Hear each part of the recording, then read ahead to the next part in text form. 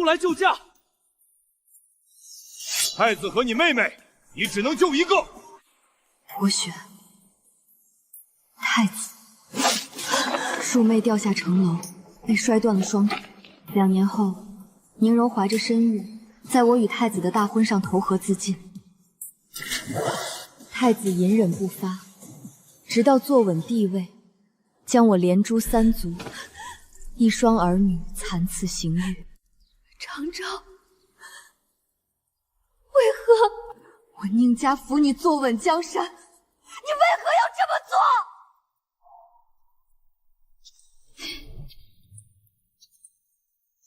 朕只不过是为自己喜欢的女人报仇。当初若不是宁家逼朕娶了你，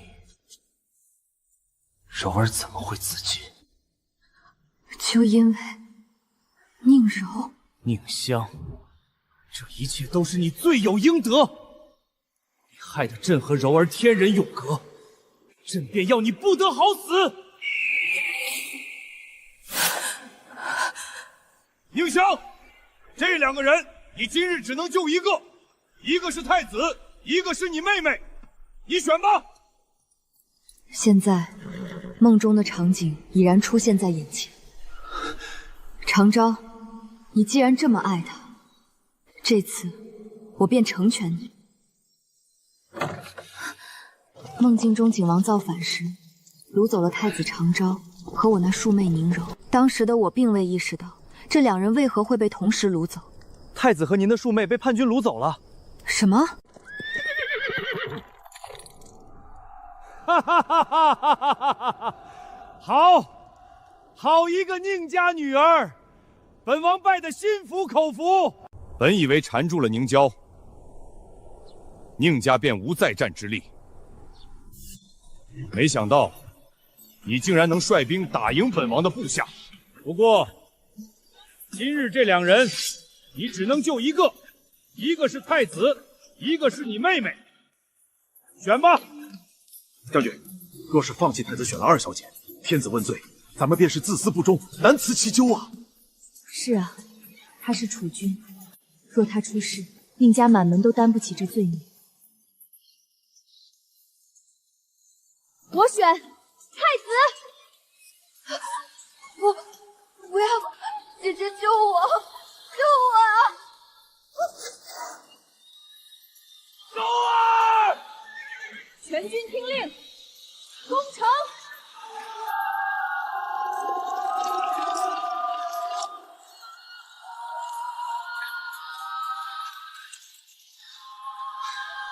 多谢宁小姐救命之恩，长昭日后必定会报答小姐。臣等职责所在，太子言重了，他竟能如此镇定。方才那副样子，倒让我有些刮目相看。因为平乱有功，我爹连升2级，京都权贵之中，宁家一时风光无两。咱们大小姐的婚事可成了烫手山芋。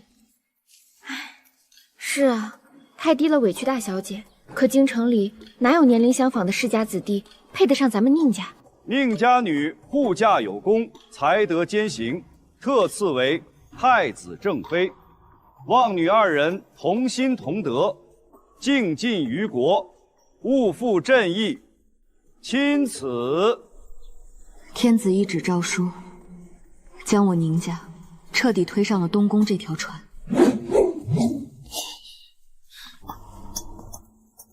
香儿，本宫就喜欢你这般风姿美仪。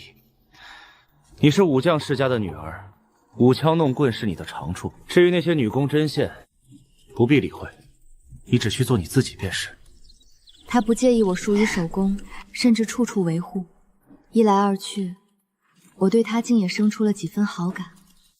等到正式嫁给他为妻那天，更是盛装满京，无人不羡。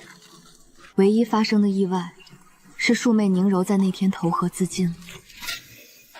她自从摔下城楼后，我愧对她，命人好生照看，没成想她会突然投河。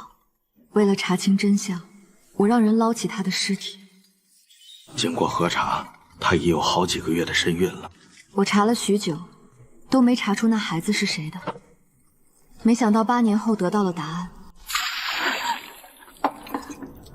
那孩子是朕的，可怜朕的柔儿，朕的长子都因为你死在了冰冷的河水中。你的？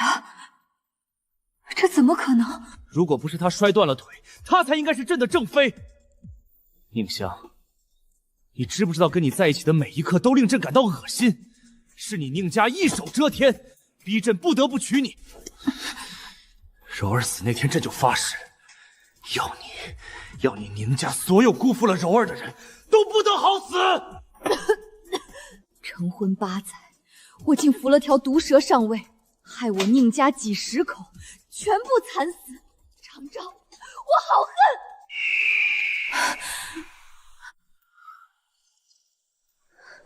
宁香，这2个人，你选哪个？选什么选？人质在手，不谈条件，非要做这种2选1。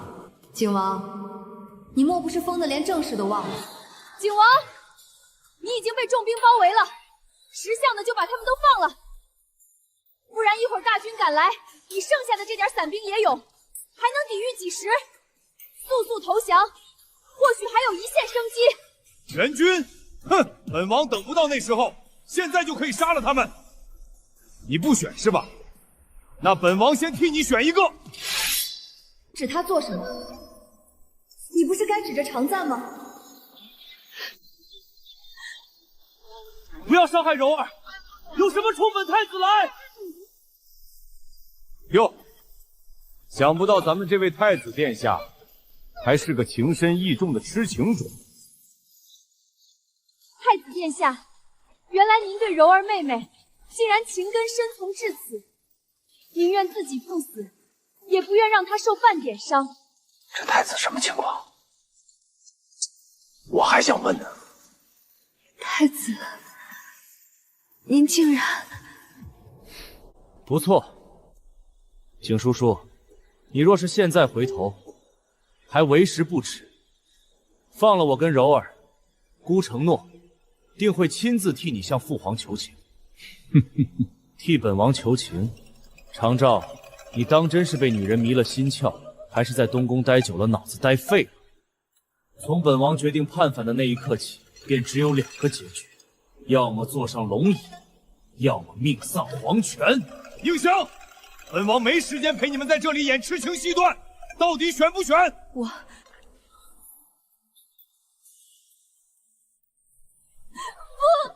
要！姐姐救我！柔儿，别怕，有姑在，姑绝不会让任何人伤害你。宁香，你听好了，本太子命令你，一定要救下柔儿。等的就是你这句话，就让我圆了你的英雄梦吧。既然太子殿下有令，臣女宁仙不敢不从。景王，你可听到了？太子殿下圣心仁厚，命臣女选择宁柔，那便如他所愿，选她吧。我可不想让你的血玷污了我的战甲。我没听错吧？咱们拼了老命赶过来救人，太子殿下竟然自己不想活了。唉，这太子心里怎么只有儿女情长，连命都不要了？咱们这仗打的，你当真不选常昭？臣女心中万般煎熬，恨不得以身代之。可太子的命令重于泰山，身为臣子怎敢违抗旨意？王爷，动手吧。覆水难收啊，太子殿下。您自己说的，可别后悔啊。太子殿下，您对柔儿真好。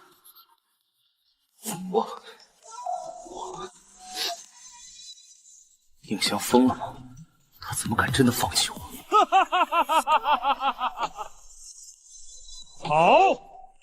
好一个痴情太子，好一个终不为君的宁家女儿。既然如此，如宁姑娘所言，哼！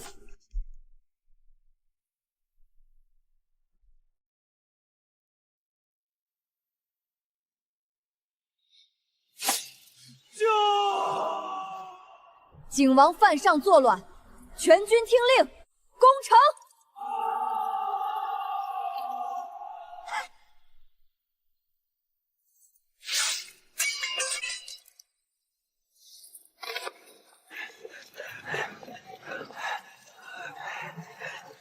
希望他的爱能帮他保住太子之位吧。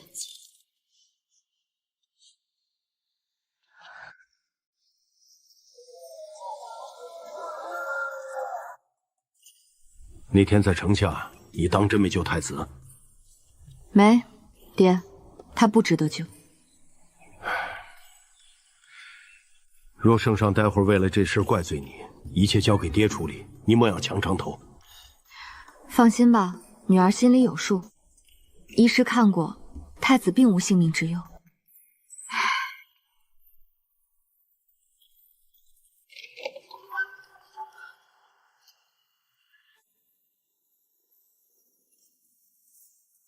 宁卿平办有功，即日起领赏。谢皇上。宁香，朕听闻，在太子和你妹妹之间，你选了你妹妹。请圣上明鉴，当时情势万分危急，太子殿下亲口命令臣女务必救下宁柔妹妹，臣女不敢不从。当时城下有数千将士亲耳所听，皆可为臣女作证。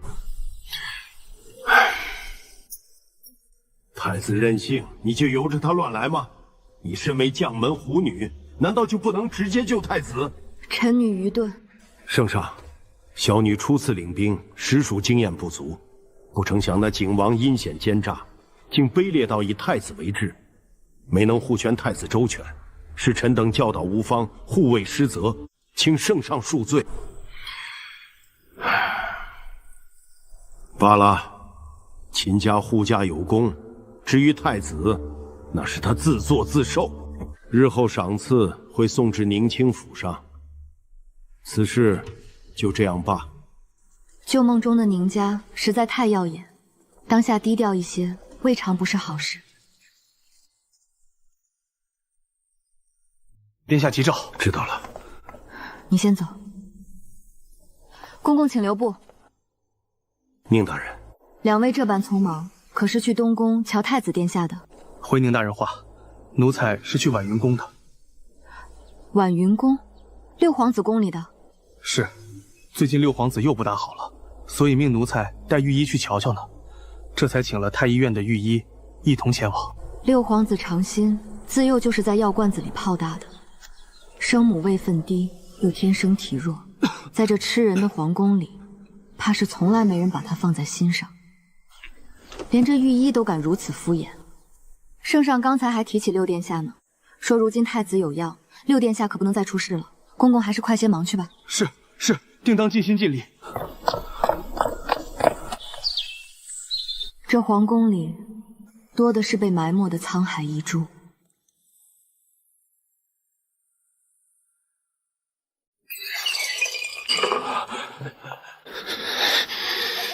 滚！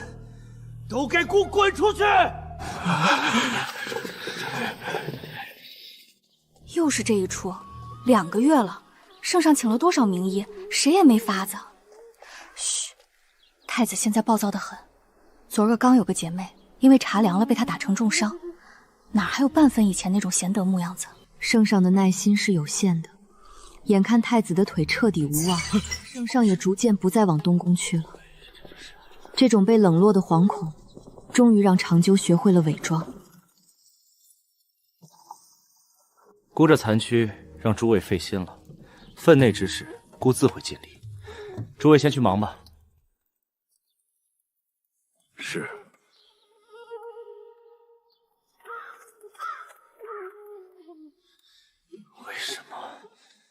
为什么是姑？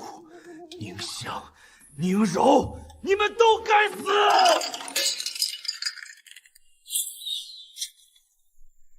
与他的痛苦相反，我过得越发惬意。闲暇时练剑跑马，好不自在。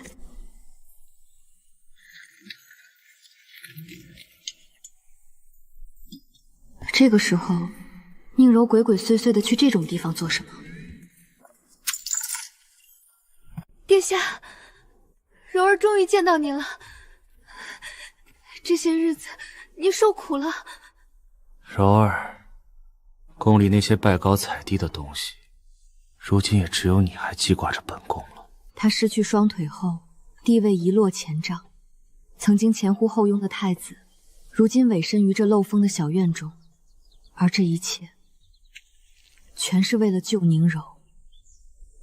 柔儿永远不会嫌弃殿下，请殿下让柔儿一直陪伴在殿下身侧吧。现在还不是时候，等本宫稳住局势，定会风风光光接你过府。当务之急是寻找一名高门贵女做太子妃，成为本宫新的助理。柔儿，只有你能帮本宫了。你把这东西下到你嫡姐的碗里，然后把她约到清映楼，等本宫事成，日后绝不会亏待你。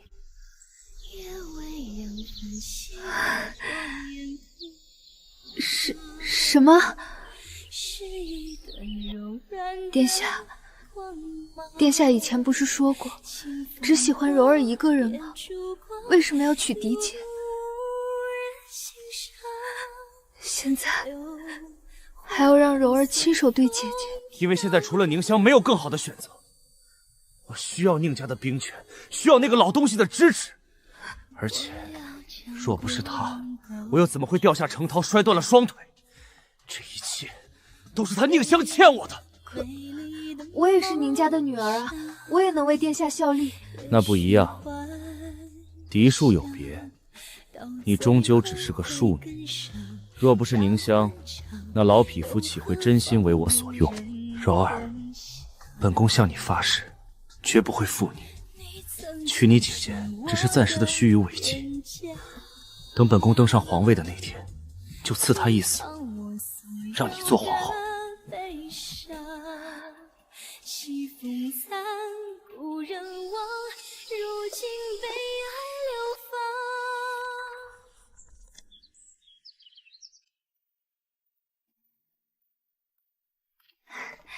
姐姐忙了半日，想必累了。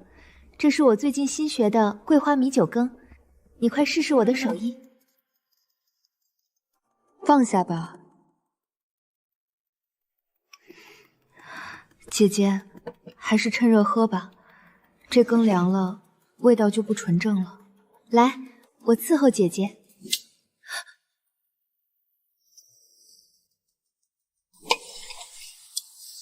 既然是你亲手做的，那你便多喝些。姐姐，住手！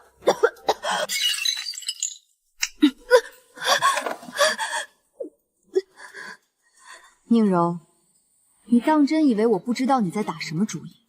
方才若你放下碗直接离开，我或许还会睁一只眼闭一只眼。可你既然为了常凯一心害我，那我便留不得你。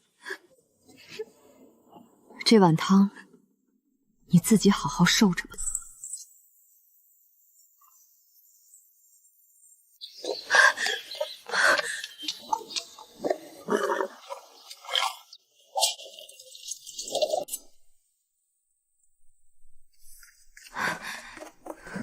大小姐，二小姐出了府便直奔清映楼去了。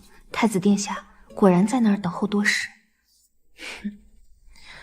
也算是自食恶果了。大小姐，您是没看见，二小姐当时药力发作，整个人都挂在太子殿下身上，正纠缠间，门却突然被李侍郎家的公子给推开了。李侍郎家的公子？你说李之义？可不就是他吗？那李公子喝得烂醉，误打误撞闯进了太子的房间，正好撞见那一幕。李之义可是出了名的花花公子，那张嘴更是满京城最把不住门的。他知晓了这种消息，保准不出2天，全京城的人都能知道。还好我没中计，不然今日落到这般名声尽毁局面的就是我了。若是那样，我怕我真的会忍不住给他一个了断。听说了吗？二小姐打从清映楼回来，就一句话也没说过，只是躲在房里哭。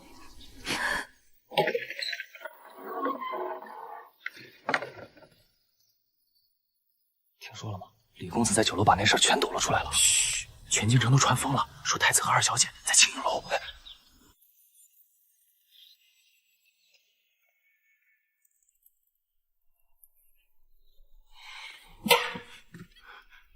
怎么养了你这么个不知廉耻的女儿？你就算再爱慕太子，也不该如此作践自己，跟他私定终身。爹，我和太子殿下是真心相爱的。当初在城头上，殿下为了救我，连命都能不顾，他对我比你们对我好多了。你这个不孝女！宁家哪点短了你的吃喝，竟让你这般目光短浅？宁柔，你当真以为太子殿下以后不会后悔吗？若有一天他因为今日的名声之损迁怒于你，你拿什么全身而退？他不会这样对我的。爹，你心里只有姐姐，只有宁家的纹面。愚不可及！长期口口声声说爱他，若真爱到极点，只要他舍弃那太子之位，便能名正言顺娶她为妃。可长柯舍不得呀，他既想要我宁家的兵权支持，又要装出一副被逼无奈的样子。他心安理得地把罪名推给我，却忘了，若不是他私会宁柔，景王又怎能得手？他背叛了誓言，却要我来买单。旧梦里我选了他，便是最大的错。如今成全他们就好。宁柔，祝你好运。宁将军，流言纷纷，太子殿下亦是不堪其扰。殿下感念宁二小姐一片痴心，特命老奴前来接二小姐过府。接下以什么名分进门？二小姐名声受损，入主东宫正妃位自然是不成了。哼，殿下的意思是先委屈二小姐做个侍妾。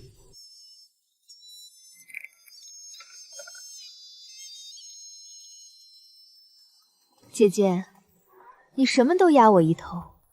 你会习武，会兵法，还得父亲宠爱，可终究我有一样胜过你，那就是我找到了全天下最爱我的男子。祝你幸福。哼，身为宁家女，怎么可能在利益场中独善其身？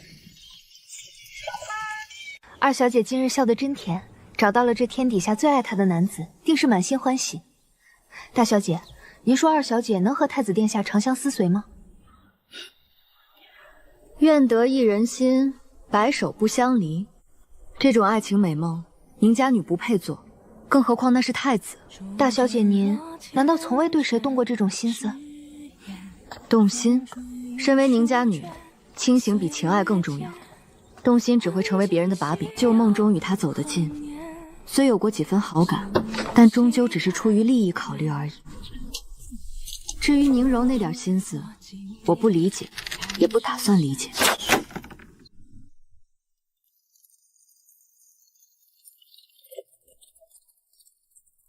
秋高气爽，真是好风景。公主，要不去那边看看？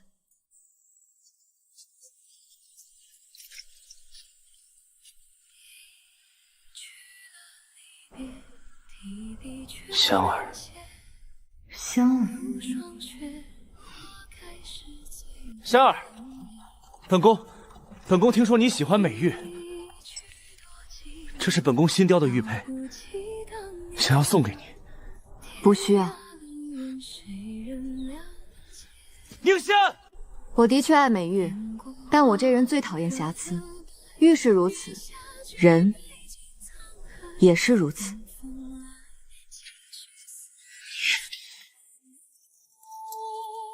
站住！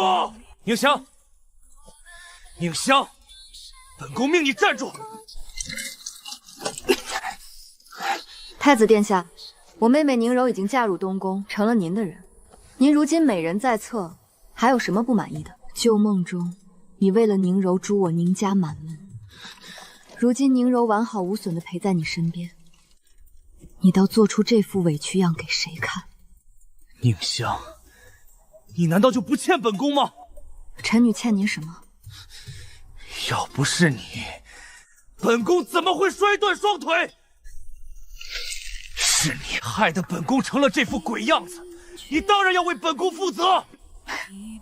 太子殿下，请您搞清楚，将您绑上城楼的是景王，在那场二选一中，亲口命令臣女去救宁柔的可是您自己，一切都是太子您自己的抉择。如今这后果跟臣女有什么关系？我是太子，孰轻孰重，你难道分不清吗？臣女自然分得清，所以才不敢得罪太子殿下。既然殿下发了话，臣女除了遵从，还能如何？殿下与其在这里怨天尤人，不如早些回帐去，免得风大又伤了贵体。宁香，你给我回来！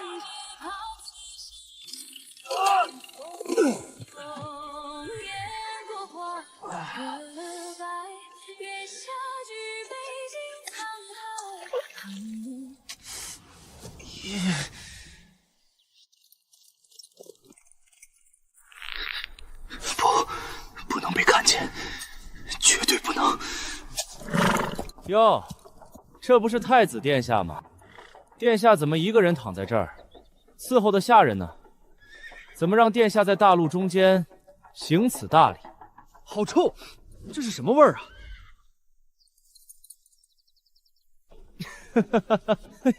原来太子殿下是伏在马粪堆上的，难怪这味儿这么冲。闭嘴！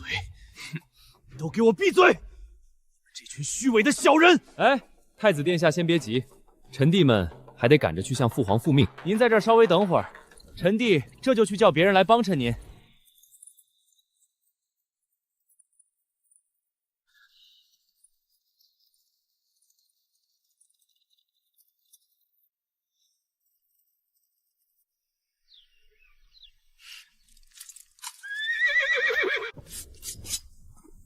大小姐，六殿下来了。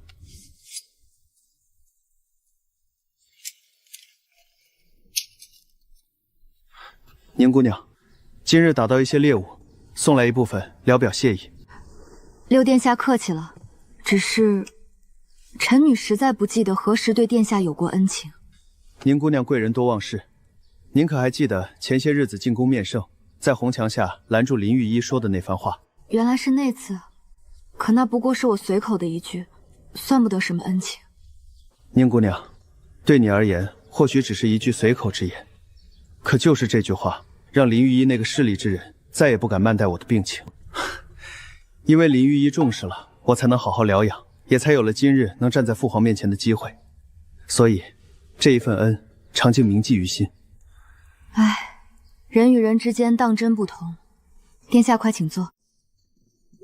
既然提到了病情，不知殿下如今身体恢复的如何？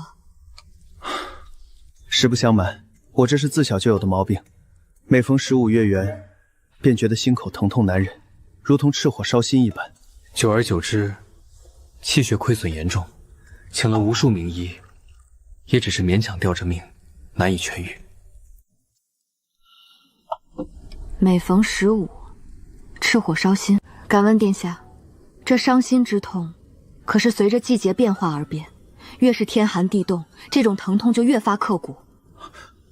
宁小姐，你怎么会知道？依臣女之见，这恐怕不是病，而是毒。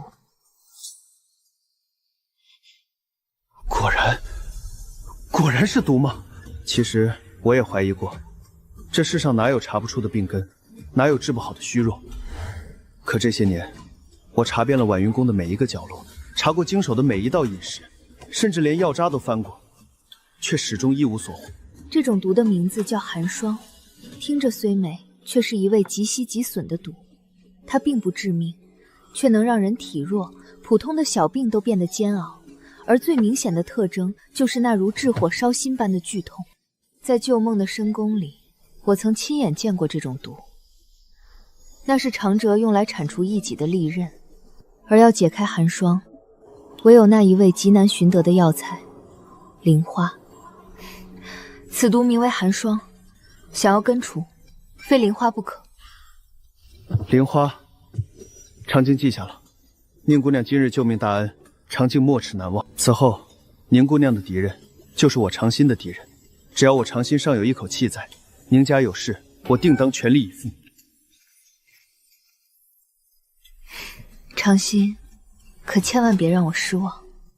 回到京中，转眼已到了11月，冬日渐寒，正如我与长客之间的博弈，已入深水。大小姐，这是六山血命人送来的私信。宁姑娘，灵花已得，此番诚如姑娘所言，毒素已解，此中救命之恩，非言语可表。随信附上一些玩物，愿姑娘笑纳。长兴此前只是个不受宠的皇子，婉云宫里能拿得出手的物件，怕是只有这些了。这说不定就是他的全部家当。差人将这些东西原封不动送回去，就说这些心意您相心领了。是，大小姐。爹，您觉得六殿下长兴这人怎么样？秋猎的时候见过他，倒是风姿秀美，不输其他皇子。那比之太子如何？香儿，这话不可乱说。六殿下在朝中无所建树，怎能与太子殿下相较？无所建树，那我就给他机会建树便是。殿下康复后，不仅样貌越发俊美，这办事的雷霆手段更是叫下官佩服。账目清了，百姓的税赋才能落到实处。好，长兴，朕竟不知你这武功也如此了得，颇有朕当年的风范。父皇教导，文武相济，方能安国，儿臣不敢有一丝懈怠。儿臣愿带队前去治理水患。殿下，灾后疟疾有蔓延之势，这可如何是好？调配好的药草即刻送入灾区，谁敢怠慢，军法处置。六皇子长兴修达至义，立下奇功，真乃社稷之幸，重赏。儿臣多谢父皇。香儿，这朝中的风向真是变了呀。如今我走在路上，总能听见同僚们夸赞六殿下。爹今日也开始夸起他了，确实优秀。此番东南之行，功在千秋。从他回朝那天起，追随太子的人就越来越少，许多重臣都转投到了六殿下麾下。那太子殿下呢？太子已经被冷落太久了。如今他逐渐退出了京城的权力中心，很少看到他活动。如今看来，这太子之位，怕是已经名存实亡了。名存实亡，对于视权力如命的常奎来说，这比杀了他还要难受。听说东宫现在终日闭门，连圣上都不去了。没了权力的遮羞布，他那阴暗的性子，总要有个地方发泄。宁柔最近如何了？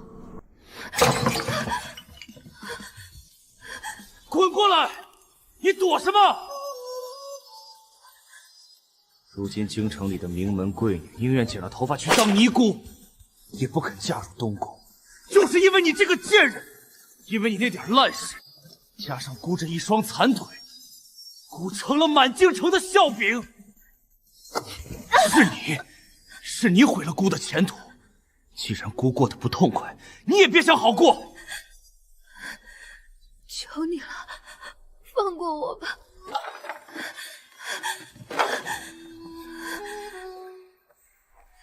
姐姐，你救救我吧！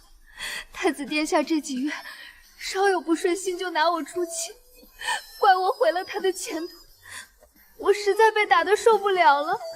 姐姐，我后悔了，我真的后悔了。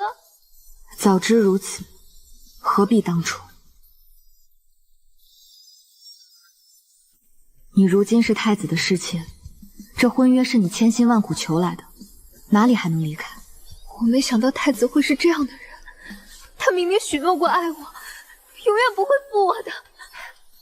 他那样忘恩负义的人，说的鬼话你也信？从你离开宁家那天开始，就无人救得了你，除非什么？除非你能杀了太子。什么？我怎么能杀殿下？那是死罪啊！我终究不是救世主，我也很害怕，会再救出一个忘恩负义的人。宁柔，我已经给了你自救的方法，能不能像长心那样挣脱泥潭，全看你自己了。若你不愿，我也没法子了。你这个贱人，连你也背叛我，你竟敢偷偷跑出来见他！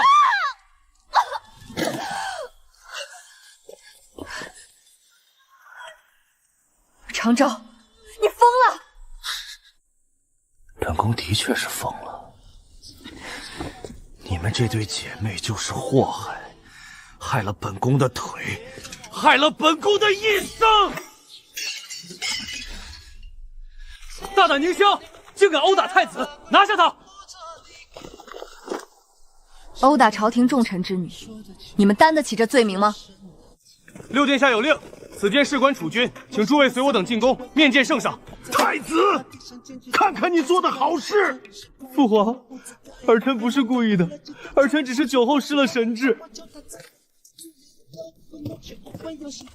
御医，宁良娣如何了？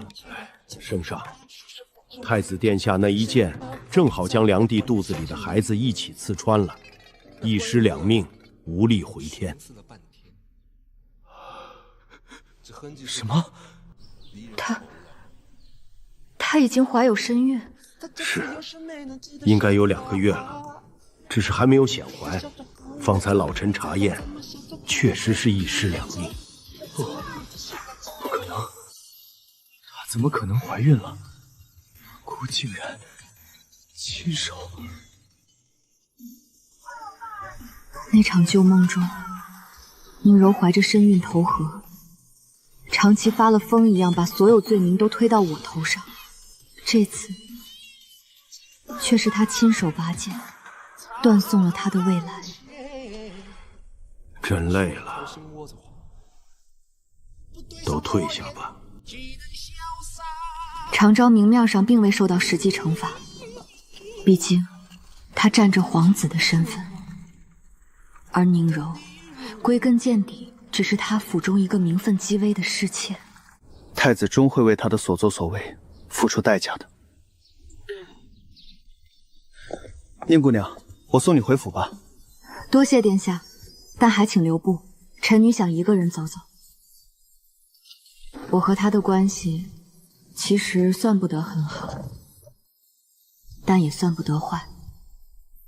2个都没了娘的孩子，是爹一手把我们拉扯大的。宁柔，若你也能有重来一次的机会，但愿你再也不要相信那个男人的任何一个字。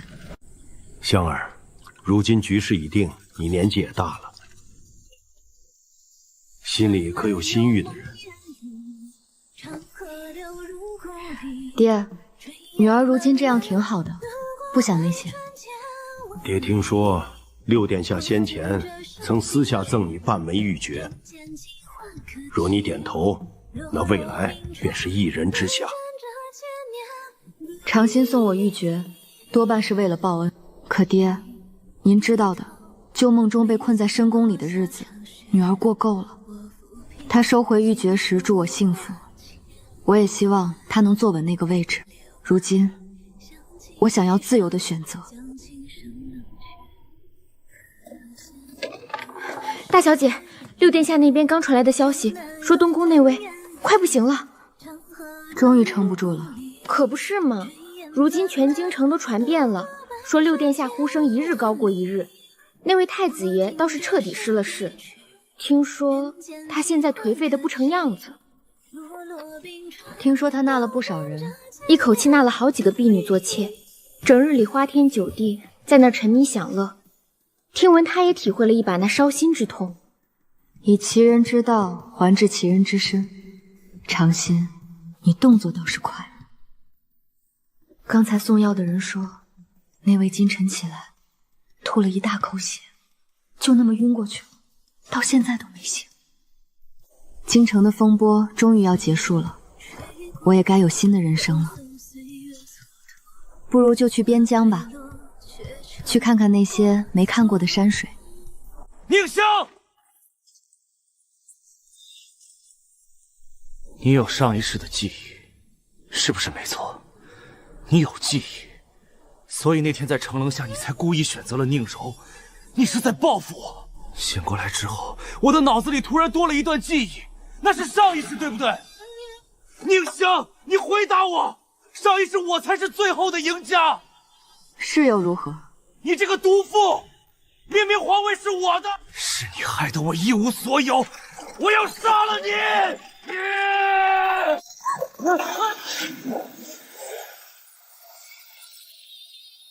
我可担不起这罪责。太子殿下，情况如何了？你救起来的时候还有一口气，但是往日花天酒地，身体垮了，怎么用药都没有起色，估计撑不过半月。那宁家……别太担心，你已经尽力了，过错记不到宁家头上。真的要走？边疆天高地阔，适合我。等到4月，我也和太傅家的女孩成亲了。祝你幸福。香儿，走了。来了，我走了。走。边疆的天可比京城开阔多了，那地方才适合你。爹说的对，咱们走。旧梦中的债，当下已经还清。从今往后，我宁香只为自己而活，只为宁家而活，只为这天下苍生而活。我们整整走了1个月，才终于抵达了此行的终点——雁门关。这里没有胭脂粉味，空气里弥漫着淡淡的血腥味，还有马粪的味道。但这才是属于战场的味道。这也是让我感到安心的味道。这就是将军在京城的那位宝贝女儿。哼，听说大小姐在京城可是厉害的很，生生害死了太子殿下。一个娇滴滴的小姑娘，不好在京城待着，跑来咱们这风沙刺骨的边疆做什么？来给弟兄们绣花吗？你听说了吧？这就是京城来那个宁家大小姐。自然听说了，连当朝太子都敢害死的毒妇，明面上京城不治她的罪，她倒有脸跑到咱们雁门关来避风头了。京城来的娇贵小姐，见过几滴血？等突厥人的弯刀架在她脖子上，怕是要吓得尿裤子。王虎，你……王副将说的是，比起诸位在沙场饮血的功臣，我确实只是个小姑娘。不过，我这小姑娘的剑术，或许比王副将强那么一点。强一点？哈哈哈哈哈！小姑娘，口风倒是不小。今天当着大将军和全营弟兄的面，你要是能射中那100步开外、旗杆顶上的铜铃，我王虎当场给你磕3个响头。要是射不中，你就乖乖收拾包袱，滚回你的京城去绣花，别在老子的军营里丢人现眼。一言为定。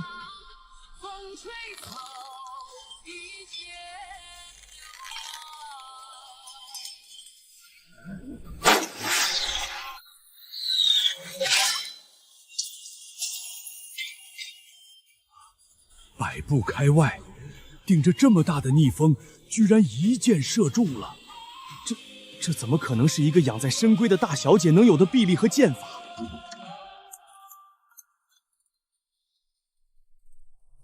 王副将，承让了。王副将这回可是踢到硬铁板了，话都说出去了，全营弟兄看着呢，这头他是磕还是不磕？宁小姐好剑法，是王某有眼不识泰山，之前朱佑蒙了心，说出那些混账话。磕头就不必了，真的。王副将，快请起。我知道，大家看不起我一个京城来的女子，觉得女子天生就该待在闺阁里，不能上沙场。但我想说的是，战场之上只分强弱，不分男女。敌人砍过来的弯刀，可不会因为你是女子就顿下半分。只要能杀敌人，能守大夏国土，女子一样可以做将军。好，说得好，不愧是我宁家的女儿。大小姐好样的！旧梦中的我，虽然也练过武，但大多不过是为了在那些权谋暗算里防身。可当下的我，想要成为一名真正的将军，我要靠自己的双手，守住大夏的每一寸土地，更要守护那些像我前世一样，曾经被命运和男人随意摆弄的苦难女子。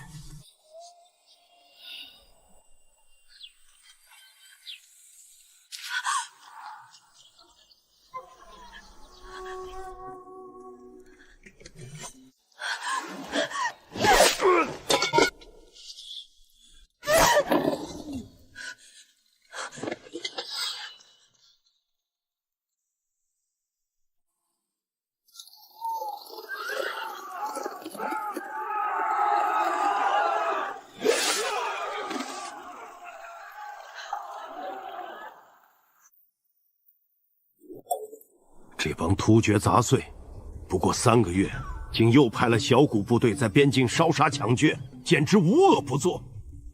香儿，我命你率500骑兵，即刻前去迎敌。末将领命。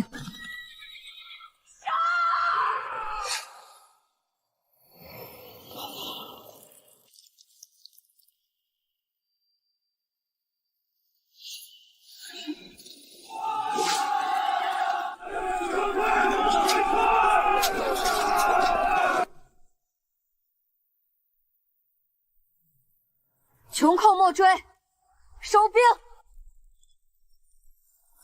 山儿，好样的！此战斩首突厥100余人，缴获1匹战马，真是不愧为我宁孝的女儿。来，干了这碗酒。爹，这只是个开始，总有一天，我会让突厥人再也不敢踏入我大夏国土一步。会有那一天的。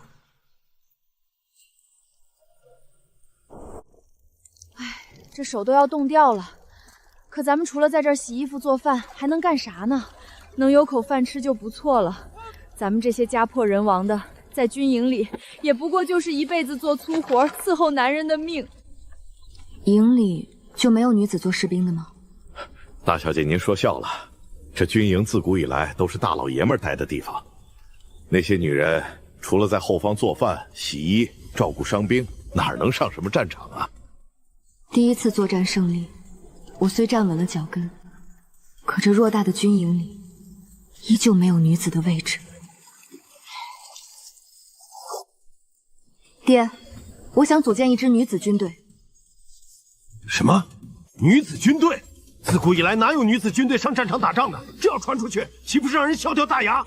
爹，自古没有，不代表现在不能有。您看，我也是女子。我不也能上战场杀敌吗？边疆那么多家破人亡、走投无路的女子，给她们一个机会，她们一定能成为优秀的士兵。可朝廷那边……朝廷那边，我去说，长兴欠我一个人情，他是个开明的人，一定会支持我的。我想试试。好。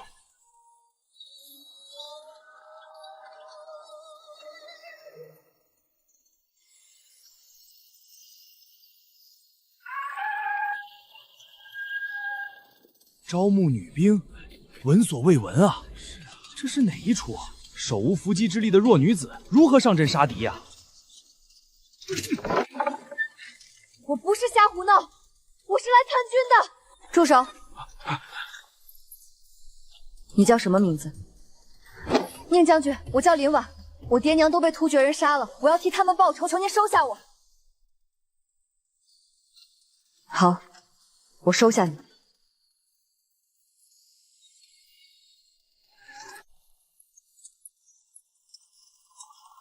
从今日起，你们便是我麾下的兵。我们这支军队名唤赤羽营。我们要像最锋利的红缨枪一样，在战场上给敌人最致命的一击。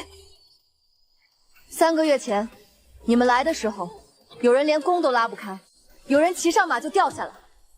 3个月里，也有人熬不住，半夜卷了包子走了。但你们留下来了。手上磨出的血泡，身上留下的伤疤，是你们自己用命换来的本事。今天，就是拿它去战场上见真之章的时候了。报！突厥2支骑兵偷袭粮草基地，守军伤亡惨重，大将军主力远水救不了近火。将军，让赤羽营去。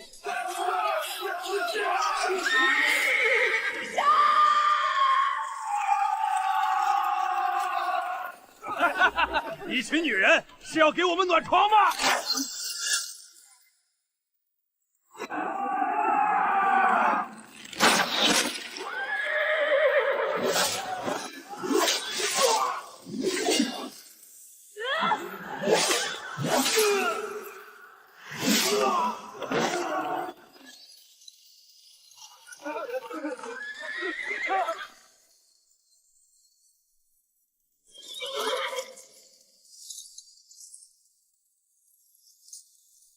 爹，斩杀突厥800余人，俘虏300余人，粮草基地守住了。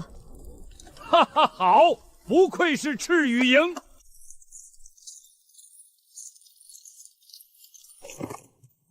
从那天起，再也没有人敢小看赤羽营。听说了吗？赤羽营的女将军带着一群女兵，一夜斩了突厥800人。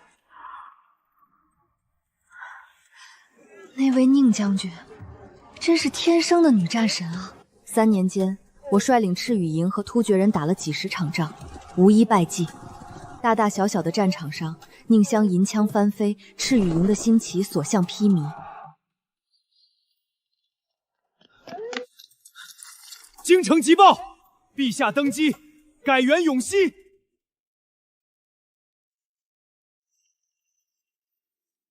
长清登基后做的头一件事，就是下旨，允许女子参军、读书、做官。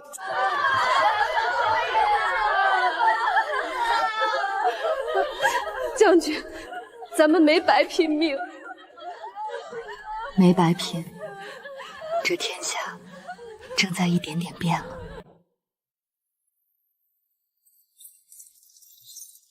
报！突厥大可汗亲率10万大军，正朝雁门关压来。传令，我率15000主力驻守关内。王虎，你领1万人守侧翼。香儿，你带5000人守关外烽火塔。得令。末将领命。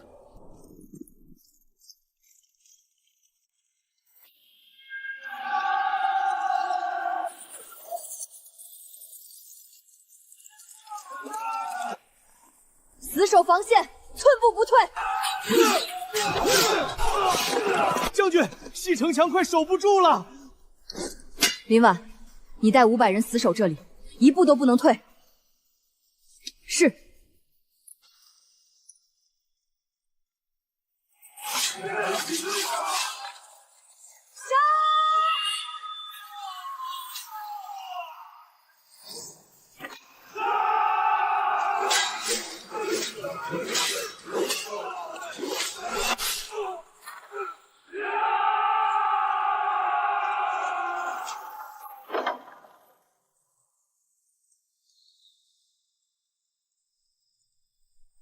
守住正线，严阵以待。接下来的几天，突厥人的进攻越来越猛烈，粮草和箭矢越来越少，士兵们连续几天几夜没有合眼。但这都不是最糟的。报！王虎带着队伍弃城逃了。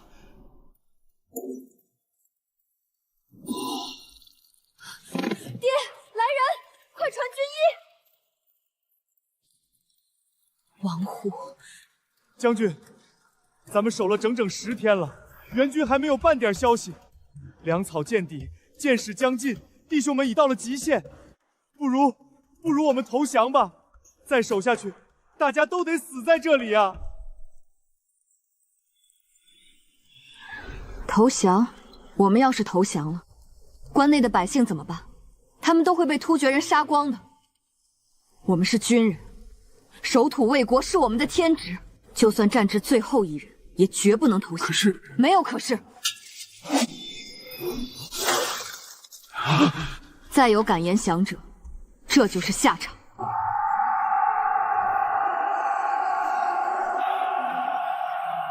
王虎临阵脱逃是他的耻辱，但我们不是懦夫，我们的身后是我们的父母妻儿，是我们的家国故土。我们退一步，他们就会进一步。今天，我们就要用血肉之躯筑成家园的防线，让突厥人知道，我大夏的将士都是不怕死的。不怕牺牲，不怕牺牲，不怕道德，不怕牺牲。爹，你身体还没好。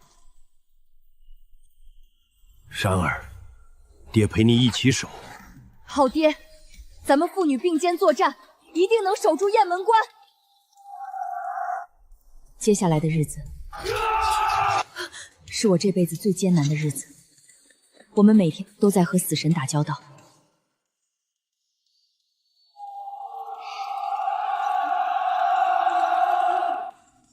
赤羽营500人，如今只剩下不到200人，但没有一个人退缩。就这样，我们又死守了整整10天。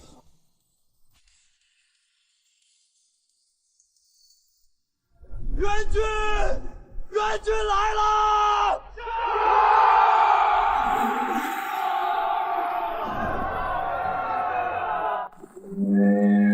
开城门，杀出去！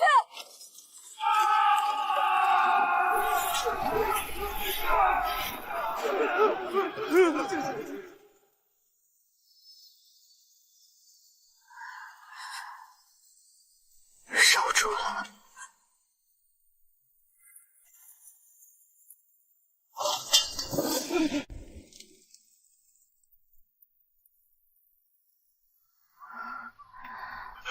香儿，你醒将军，你可吓死朕了！要是你有个3长2短，朕怎么向宁将军交代？怎么向天下百姓交代？雁门关守住了，守住了，香儿，守住了。陛下，臣没事，只是有点累了。这次雁门关之战，你居功至伟，朕回去之后一定重重有赏。赏赐就不必了，臣只有一个请求。你说。臣请求率领骑兵乘胜追击，直捣突厥王望。突厥人这次元气大伤，正是一举消灭他们的好机会。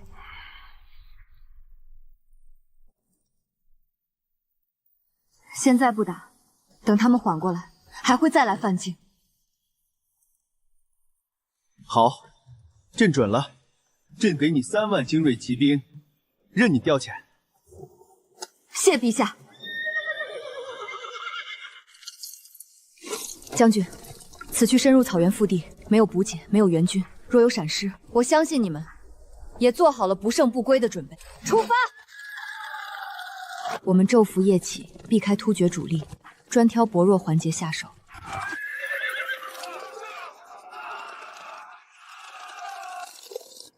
一路攻克10几个部落，缴获了大量的粮草和马匹。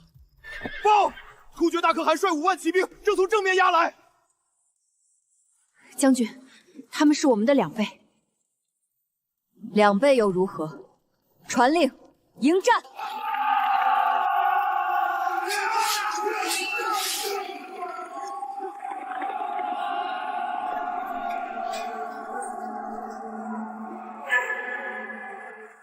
林婉，带赤羽营，随我绕后。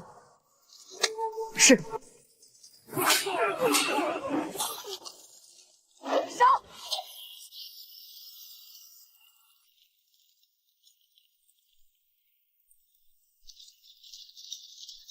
此战斩杀突厥士兵3万余人，俘虏2万余人。总攻！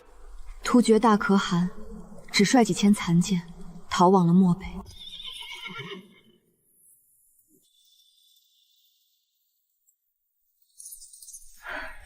大可汗跑了，跑了也好，漠南从此再无王庭。清点缴获，押送俘虏，班师回朝。是。消息传回京城，举国欢腾。陛下圣旨，册封宁襄为镇国大将军，10亿3千户，赐金印紫绶，位同3公。